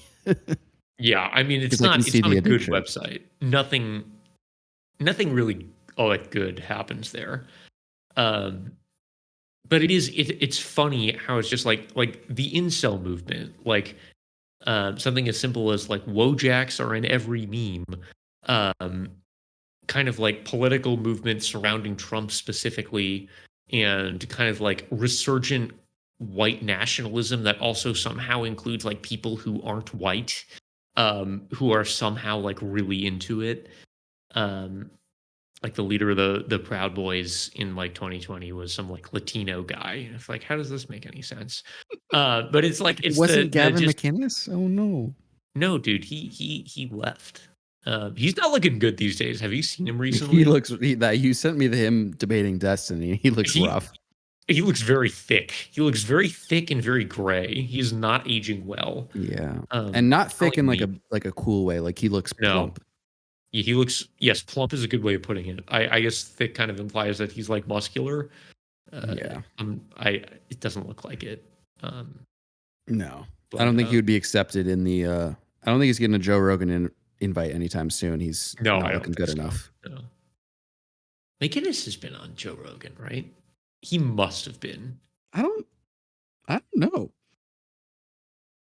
He was always weird because he was like part of the beginning of the like right wing conservative yada yada, but he like wasn't at the same time. You know what I mean? Yeah. Oh yes, he has. Yeah, he's been on. Yeah, he's been on a number of times. Oh God, r/Joe Rogan. Gavin McInnes was one of the best guests. That's what I see on Google.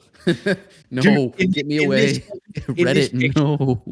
If you open it, he looks so much better in the thumbnail, and this was like a year ago. I already exited it out. Don't know what no, he used to. I mean, he used to look like the part. Yeah, and then he aged, as we all do, unfortunately. as we all do, especially me. I mean, the aging from the last podcast to this one has been dramatic, but Dramatic. dramatic. Yeah. Anyway, we're dealing with this. Oh yeah, the 4chanification of culture. Yeah, and so much of it like started there. And I think we have to understand like 4chan and Tumblr as kind of like dialectical opposites or something. Like the Never been on hyper Tumblr either, so I'm so not with the well, program. Tumblr now is basically dead. 4chan is kind of 4chan in a lot of ways is I'll preface this by saying like I was never on the really fucked up racist boards. I was mostly on it, which definitely had undercurrents of racism. Um and then like lit history, which I mean also like there's it's fucking racist everywhere. Um and like Mew, which is the music one, and the fashion one. Um, these are all kind of like subreddits, but there's only like 30 boards or something on the whole website. So but and sort of like I think it's really what it is. It's like a culmination of the post ironic moment, where people say things and you can kind of like read into it however you want to, where it's like, oh, this is like a joke. This is like ironic racism. Um, if you're kind of like broadly left leaning or like not, Mhm. don't think racism is cool, um, like me. Um, but then Very based if of you're you. just like, what would you say? Said very based of you. No, it's kind of not based because ultimately what I'm like this is acceptable because it's a joke. But then like other people will see it and say like, oh, this is like very clearly like it's a joke, but it's also totally not a joke. Mhm. Um and so you can kind of like read into whatever kind of depth of it, whatever you want to, or whatever you feel is appropriate or fun. And so you kind of get to create your own personal version of almost like an algorithm in your brain as to like how much are these people joking on the net. Mhm. Um, yeah. Yeah. I I don't know if this is where you wanted to go with the topic, but I've struggled with the phenomenon of finding lots of problematic jokes to genuinely make me laugh. Um, Hmm. and so it was part of what attracted me very much to Steven Crowder back in the day Hmm. was I find it very stupid now, but the sort of like moralistic defense of comedy, um, and the defense of like edgy humor was like something that really spoke to me. And so I'm trying to reconcile like there I feel like I'm not a bad person for laughing at something which is not okay. It's just but it still doesn't make it okay. Do you Yeah. know what I I mean, I mean? think that the way of understanding this is that like ultimately, like there's kind of um this idea that like comedy speaks truth to power. And it's tempting to say Mhm. like the Crowders of the world, like, oh, they're just punching down. Like he's just like making fun of fucking women or trans people or something. Um, and like he's not speaking truth to power, he's just punching down.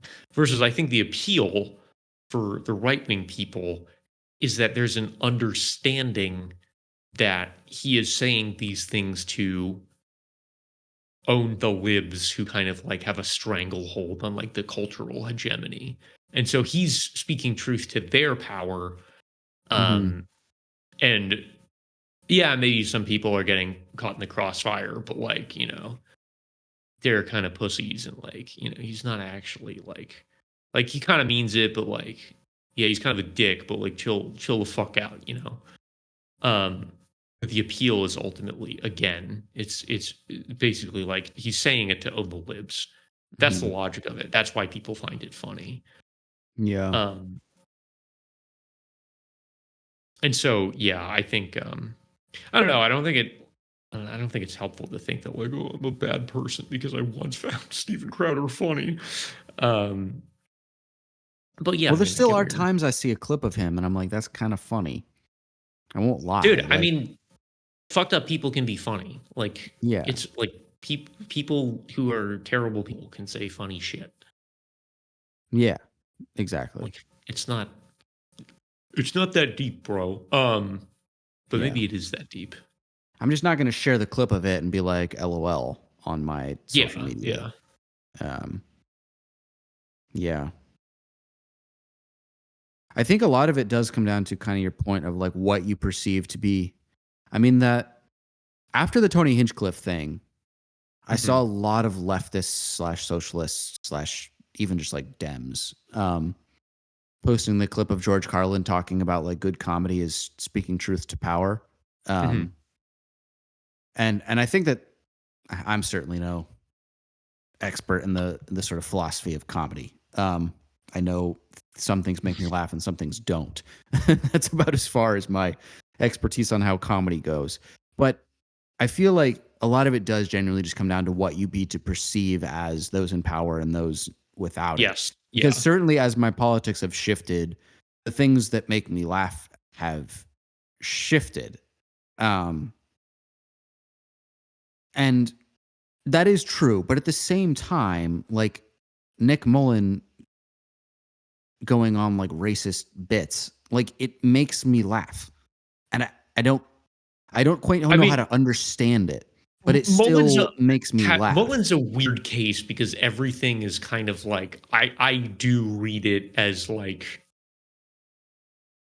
well, is this funny because he's like he's actually being racist, or is this funny just because he's doing some like absurd joke about like a repressed homosexual like Iranian man and just kind of like the absurd scenario of him having sex with a police officer while his wife is in the house. And so the joke is about kind of like the absurdity of the whole situation and like sexual repress. I don't know, just to like cherry pick some random, but it's the joke there almost never is like, what if there was a black guy? Or like, what if Yes, yes, yes. yeah, yeah, there's like Um, there's layers to it. And so the jokes are problematic in a sense. But I think ultimately they don't feel as vile and malicious as like a Crowder does. And that to me makes mhm. it feel kind of like qualitatively different. I'm sure there's Yeah. some I'm sure there's some fucking come town jokes that someone could pull out that is like, okay, maybe this is like actually just fucked up. But overall on the I'm sure net, there's a I mean, lot of I them. think But yeah, I'm sure there's a lot. but if you wanted to, But and they there's feel no way, characteristically different. I'm not sure. I think if I said this, if I was ever in a situation to present this interpretation of Come Town Comedy to Nick, he would be like, bro, I'm not nearly that fucking smart. But I think you could also, if I was his lawyer, what Mhm. I might say is something like he is making jokes about the absurdity of a world in which we like so frequently like classify people by these things, and like the absurdity of this is what makes it funny, that we just have like these stereotypes or these Yes, yes, yes, understandings of like yes, how 100 we yes. divide ourselves is like just an absurd reality. And he's like Nick's per, and I think that there actually is some level of truth to this. This isn't just me being his lawyer. Part of Nick's, what's funny about him is that he's not trying to be an intellectual person Mhm. calling out like power. He's just like, the world is full of stupid shit that doesn't make any sense. And Yes, this is yeah. one of them. Like his argument against like medical debt or pro Medicare for all or something is very, I remember him in one of his specials saying, and I'm probably getting it wrong, but saying something along the lines of like, look, I couldn't even begin to tell you like the ins and outs of like the medical system and like what Medicare for all would do or whatever. It might have not even been about health insurance, but whatever the bit was, it was some policy. He's just like, look, like I'm dumb and health insurance or whatever the thing was doesn't make sense to me. Like if I'm dumb and it doesn't make sense, then it must be dumb. And we need to like flip this narrative from like, if I'm dumb, it's just because there's smart people and I'm too dumb to understand. It's like, no, maybe things are just dumb. and like, Maybe It's if like I can see that it's dumb, then consider it the maybe it's just alternative. dumb. Yeah. And Like so, yeah, sometimes that's there are my things in the lawyer. world. Yeah. Yeah, that's my lawyer interpretation of Nick. He's like, why is it that if I just uh, go into a bit about the absurdity of an Asian Jew, like why is it funny in like 5 seconds that I just combine these two identities? Like, why do we live in a world where that's so funny? I don't know. It's still probably It's like a meta problematic. humor. It's like it's funny Yeah. that this is funny, and it's Yeah, funny how exactly. ridiculous it is, how ridiculously funny it is. Yeah. Uh, Anyways. All right, there we go. Philosophy. Yeah. Two humorless guys talk about the philosophy of comedy. Oh God. When you put it like that. Well, when you put it like that, When you but put it really, like I mean, that. you know, in the words of an Adam Friedland, "Come Town" was just a podcast about being gay with your dad. That's it. Yeah, it really was that simple. It really was that simple. So And really, then we went and fuck made it us. all intellectual. We're just idiots. Yeah, we're the real idiots here, if you think about it. That's the ultimate horseshoe. Mhm. Is that the dumbs are actually the smarts Yes, because they just don't waste their time with all this crap. Mhm. It's like the drunken master kind of. It's sort of like the most dialectical archetype, if you think about it. The drunken Yeah. master. I'm serious. The I really mean drunken. this. I. What is that? I don't know what that is. Just like in it's like a kung fu movie trope where there's just this like drunk old guy at a bar, and then a bunch of young buck samurais walk in, and they're like, "We're gonna kill you" or whatever, and then he just kind of like gets off his flails, and he's just kind of like flailing around and just kind of sort of like destroys like 6 guys, while being seemingly a drunken wreck. But really, that's true mastery right there. Yeah. No, that trope is very cool. It's I like when they do it in movies. I do. I really in the first Kingsman, Colin Farrell? Is that his name? I think it's Colin Firth. Firth. That could be wrong though. Yeah. Am I combining? Who's the penguin? It's something Farrell, right? That is Colin Farrell. That's Colin Farrell. Okay. Well, So I was confusing Colin wait. Farrell with Colin Firth. But now Firth seems like he shouldn't be Colin. Is he not Colin? Now the more times I say Colin, it sounds like not a real word. I'm in that loop. No, it is Colin Firth. It is You Colin were Firth. right. Okay. Yeah, you were right. Because what's the name of the thing where if you say a word over and over again, it sounds less and less real? I don't know. I always forget the word for this, which is good because if I remember the word, then I'd say that word over and over again, and reality would collapse. Yeah, reality is collapsing. Dream is collapsing. An epic cue from Hans Zimmer. Sorry, that was remarkably random. But shit, and I said it and I lost what I was going to say. The damn wandering brain. I don't know. The wandering brain to the Inception soundtrack, the beginning and end of all things. Yeah. Well, final debate, is Inception a good movie? Yeah, Inception's a pretty good movie. I don't think it's as good as Reddit thinks it is, but yeah, it's a fun movie. Yeah. I think it's a very rewatchable movie that's like not a brilliant movie. Yeah, I don't think it's as brilliant as but I think it's very rewatchable. I really enjoy a good rewatch of Inception. Isn't it in the like top 10 movies ranked on IMDb or something? Maybe that's the thing about Nolan that I've always had such a hard time placing is I'll watch a movie of his once and I never come away from it being like wow, like he's like changed cinema or like that was an all-time great. That was good. But I always rewatch them a bunch and enjoy rewatching them. Not all. Well, I think the time fuckery makes them kind of like very rewatchable. Yeah, I think IMDb just has like I don't have a great taste in film, but I also know that I don't have a great taste in film. And these are just like the most Reddit picks. They are The Shawshank Redemption, The Godfather, The Dark Knight as number 3. Yeah, The Dark Knight is it's too bad. It's become so overrated that it's taken away from how good the movie was. Yeah, because it is a good movie. It's just not as good. It's very fun. It is. Yeah.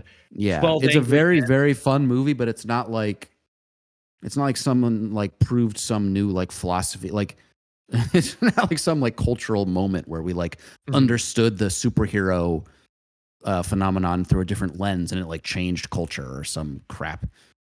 Whoever is writing a video essay about it would say. I I don't know. actually think that Dark Knight did change superhero culture forever. I'm not sure that that makes it one of the best movies of all time, You think it or changed even that like, superhero culture?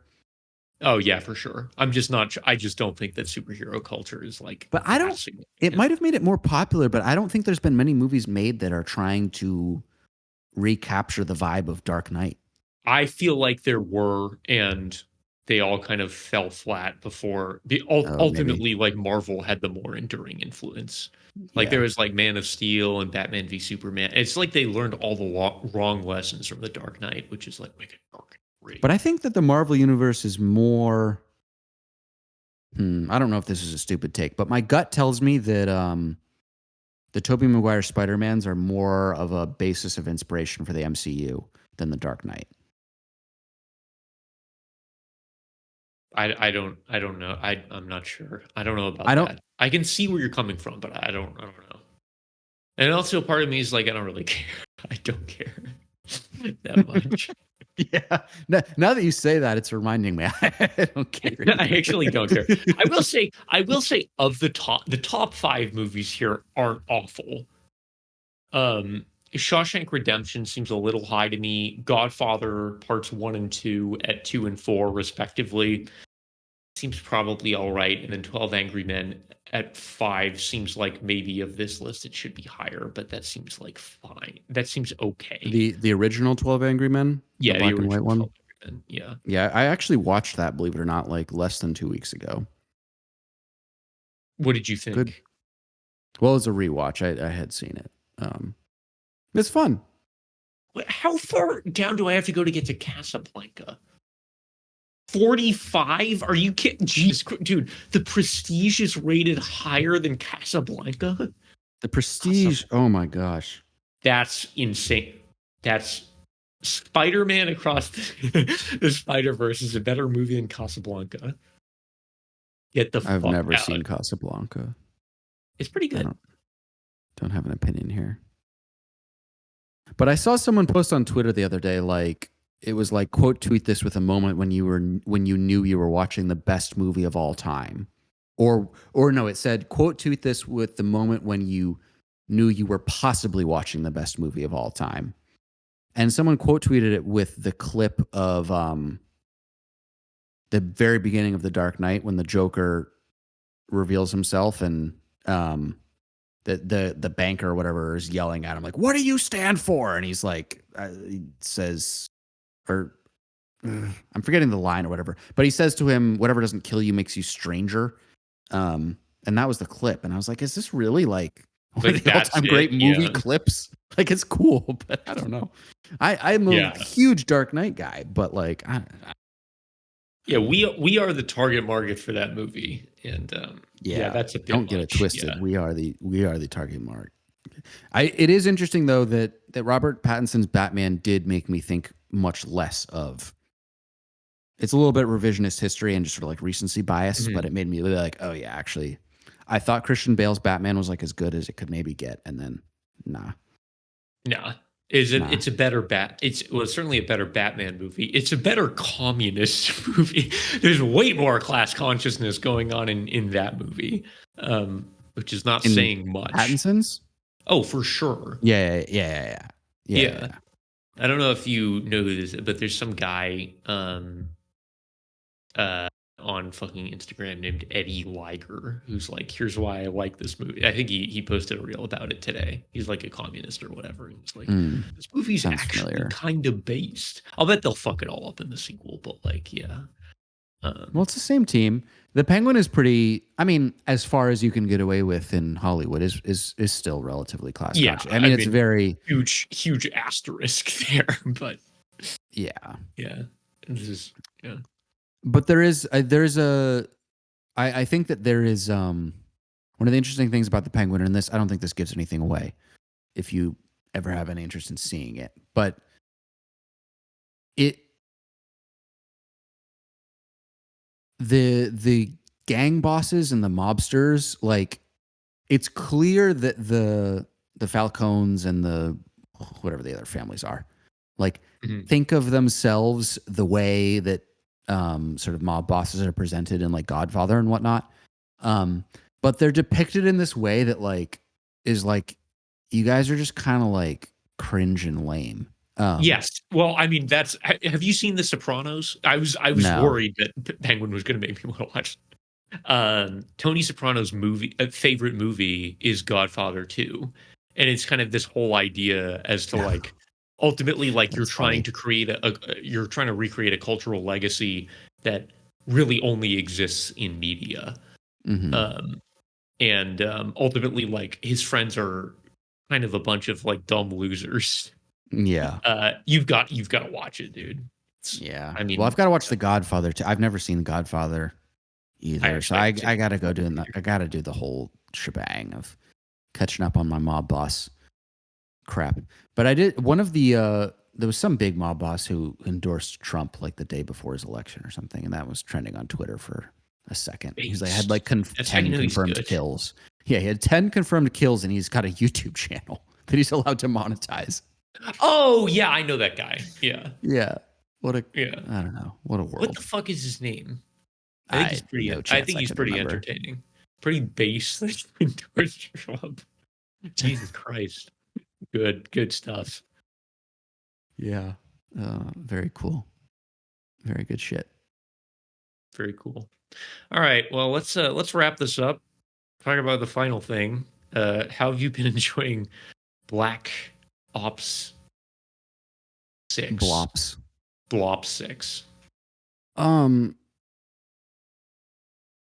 I if you'd asked me a couple of days ago, I think I would have. I'm sad because I can feel the inevitable happening, Mhm. which is that like it's just it's been what 2 weeks since it came out, 3 weeks, Yeah. Yeah, I something think like 2 that. weeks. And when we were playing last night, I could feel it. I was like, The I'm losing it. potentiality is, like, collapsing, like, the Yeah. probability cloud of it. Yeah. Yeah, yeah, Like yeah. like a week ago, if you'd asked me like, "Hey, are you gonna grind out dark matter?" I'd be like, "Yeah, man, this is the year." And now I'm like, "No, No, I'm not absolutely gonna do not. that." I'm an Um, adult. so Yeah. yeah, once that dream starts to collapse, you're like, I'm like, okay. Actually, then I start to really analyze the game for what it is. And I'm like, there's really not much here that's gonna be super long lasting. That being said, I mean it's like funny. Like I'm glad that not there have been much more comedic COD titles in the past 5 years. But there's a level of like comedic silliness to this whole thing, Mhm. which if they just keep playing into it and we get more DLC maps that are just like trippy psychedelic experiences or like Dude, end cartoon stage COD. characters. Yeah. Yeah. Like I'm for it. Like I it's such a phenomenal representation of just like everything about the internet and video game and TV and internet or not I've already said internet, but just like entertainment culture gone wacky. Um Yeah. that Gone I wrong, kind but of love also it. gone so wrong that it's kind of gone right again by Yeah. just embracing how absurd and stupid it really is. Yeah. Accepting that It's there is no chance to go right anymore. All you can Mhm. do is like accept the absurdity. Yes. And then we start to sort of go through it. And so maybe COD is sublated by its I mean, it's so crazy to think that this was once an ostensibly serious series about the brave men who lost their lives in World War II. Yeah. And now you can kill someone as a fucking gingerbread man or like a German robot zombie. Yeah, yeah. And then at the end of the match, you get to go "Ooh," and all this stuff. Ooh. It's so stupid.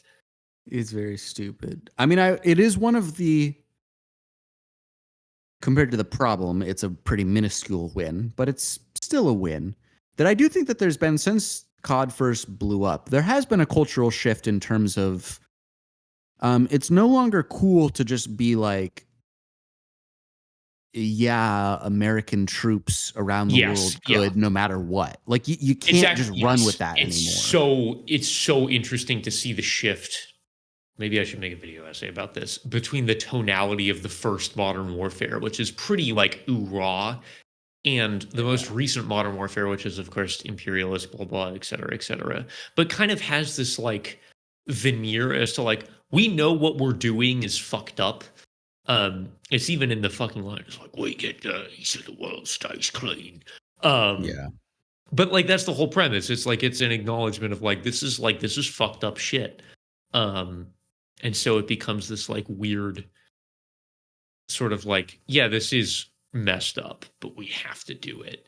Hmm. It's very much like an evolution of the liberal consciousness from like this is about freedom and democracy to like well, shit's fucked, man, but we're just trying to stop it from getting more fucked, which is like really a moral decline. Black Ops, on the Yeah. other hand, I have no idea what's going on with that series. It's been bananas since day one. So I Yeah. don't.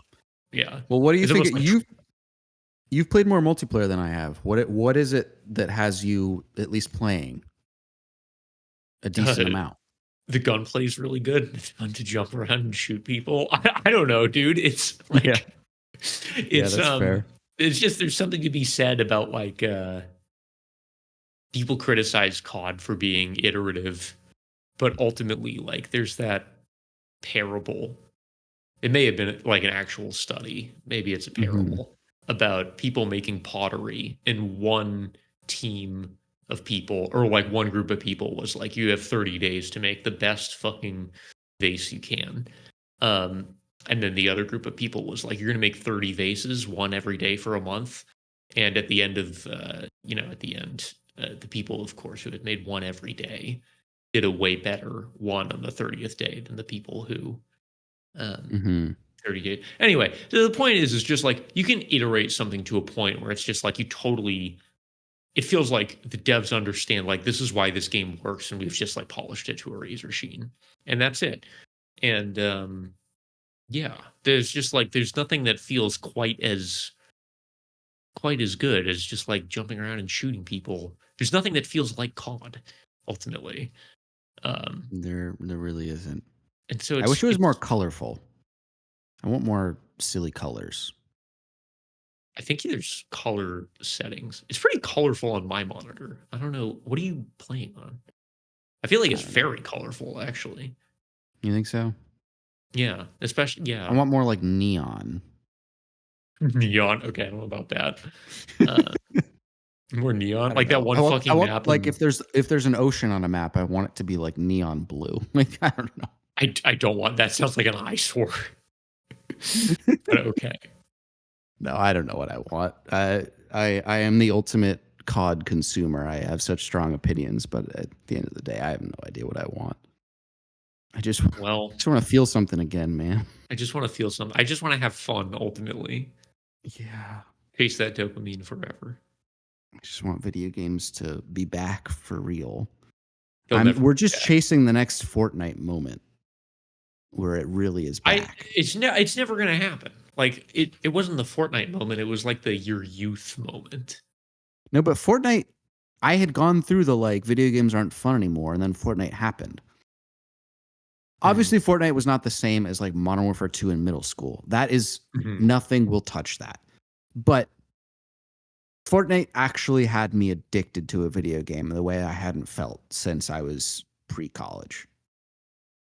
Maybe it's Interesting. because we're still in college. I don't know. But I feel like that was like a big cultural moment. And I want everyone to be playing the Yeah, same video game I again. feel like call it. I don't know if it's ever gonna happen, but I'm okay with that. It is what it is. That's all I right. don't know. I like when I can talk to everyone about the video game I'm playing and not just a bunch of random nerds in voice chat. No, dude, we are too culturally fragmented. It's Yeah. over. Accept it. It's Let's. Jover, folks. It's Jover. It You really have is. to let sleeping dogs lie. How long do Like, you now that his brain is not going to be working super hard to make big decisions every day? Like, are you familiar with the trend of like presidents who are old dying like very quickly after they get out of office? Yes. Yeah. Like how long do you think Joe has? I think we're in a Jimmy Carter situation, dude. I think he's You gonna think he's last. going to live to be 100? I think he's gonna last forever. It would be very funny. It would be very funny if after this whole political news cycle, if he lived to like 105. Yeah, I think there's a real possibility. But I the think thing he is that will. that's not even that far away. I mean, he's like 80, right? 81. Yeah, he's got 25 years. Will Biden make it to 2050?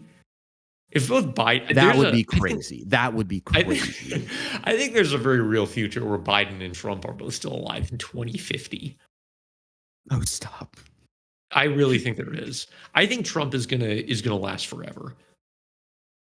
Yeah, I think he's going to last a long time. Yeah, that guy's got vitality from eating all that McDonald's. Dude, he People might hate live longer than Mike me. Pence. Oh, yeah, maybe. I don't know. I mean, I could see Pence Mike Pence Pence looks good going for his first. age, but we'll see. Yeah, Um, we shall see. we shall. All right. Well, Right. Cut. but Cut.